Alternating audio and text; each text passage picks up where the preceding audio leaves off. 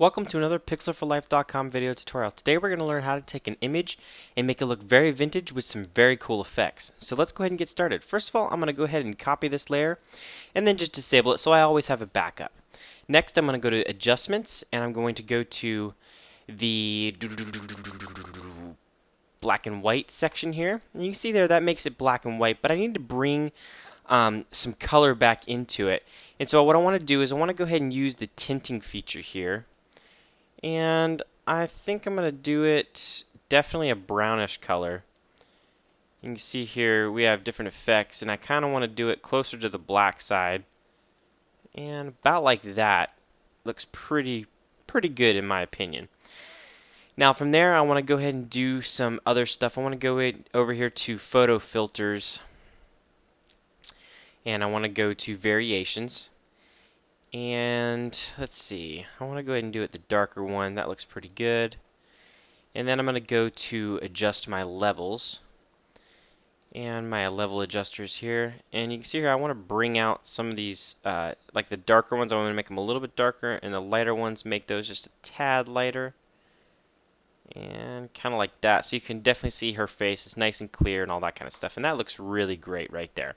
So I'm going to keep that. Now, next thing I want to do is go to Image and Canvas Size. And then I'm going to go to Pixels. And I want to make sure to click on Relative. And I'm going to anchor it in the middle.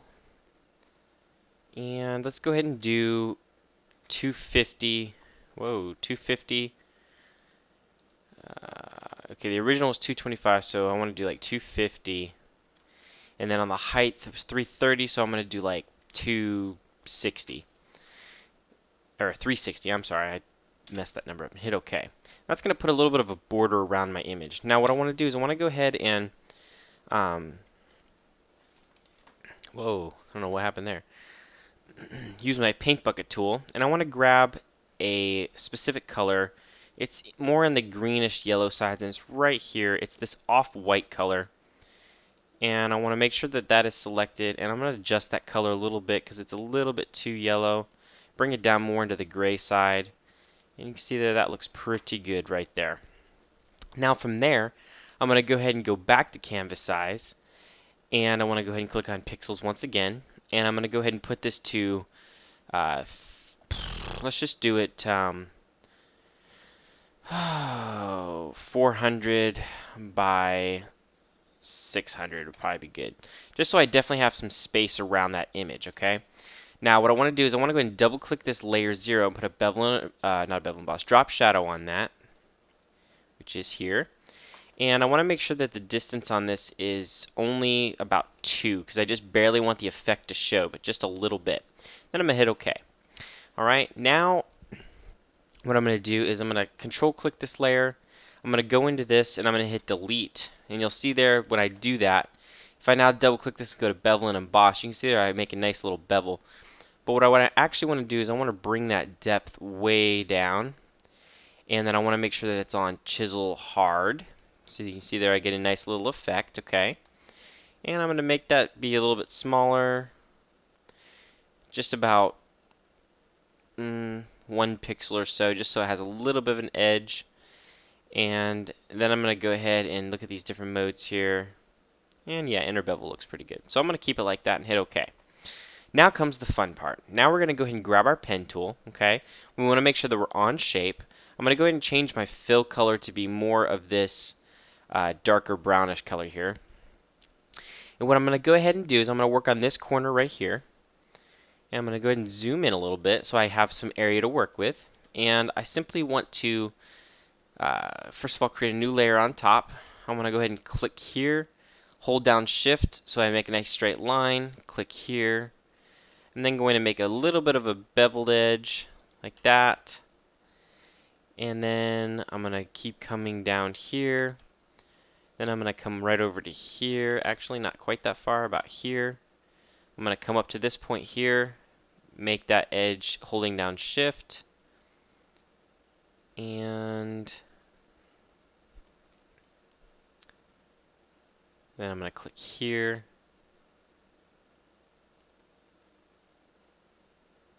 Make that like that, and then finish that up over there. Now what I want to do is I want to go ahead and grab my direct selection points. And I'm going to go ahead and grab these 2 points, and I'm just going to move those out so that this line is straight. Whoa, there we go. Like that. And I'm actually going to drag these back up. Then I'm going to select all of these and drag them down to about there. And then I'm going to drag all of these so that they're a little bit closer like that. Alright, so now that I have my shape, I can move that around a little bit. And I'm going to go ahead and adjust some more points here.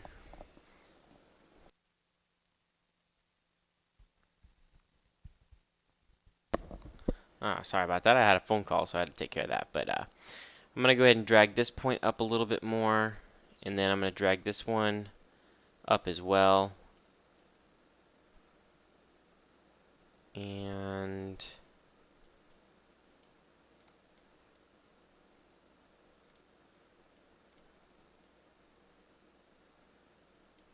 there we go. And that looks pretty good right there. So I'm going to go ahead and click off of that. Now I'm going to go to my pattern overlay here. I'm going to select this pattern here and hit OK. And I'm not really sure why that's not showing up. So instead, I'm just going to control click that now that I've got it done. Delete that, go to a new layer. I'll go ahead and just fill that with a color. And then I will go to the pattern overlay with that. I'm going to go ahead and select that pattern there. Go ahead and choose a color. And again, I'm going to choose this color here. Drag down into the browns. Yeah, something like that. And then I'm going to do color dodge. Actually, it should just probably be an overlay, but let's just do hard light. That looks pretty decent. Right there. Alright, I'll soften that color up just a tad like that. Now I want to go ahead and use a bevel and emboss on this. I'm going to do a chisel hard. I'm going to move the size down to about 2, soften that just a tad. Going to place this right here in the middle. And then I'll need to go ahead and up the size on that.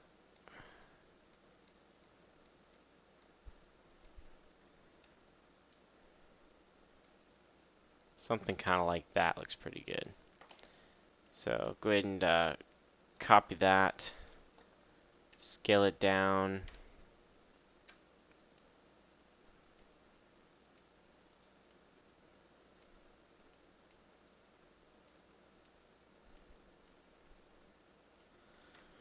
Kind of like that. Delete it out of that last layer so now that it has the double-edged effect on it like that. Go ahead and click on this and go to drop shadow. And I'm just going to soften that a little bit.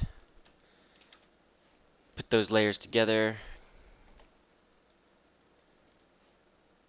And transform vertically. Kind of like that. Transform horizontally. Drag those over to here. And now I'm going to go ahead and create a complete background layer. And I'm going to make that be this darker color over here that I like. Go ahead and click like that. I will then actually use my gradient tool, make sure it's on the right mode. So we just kind of create this soft looking edged effect. And there you go. That's how to make a pretty cool little vintage photograph. I hope you guys enjoyed this lesson, and I will see you in the next one.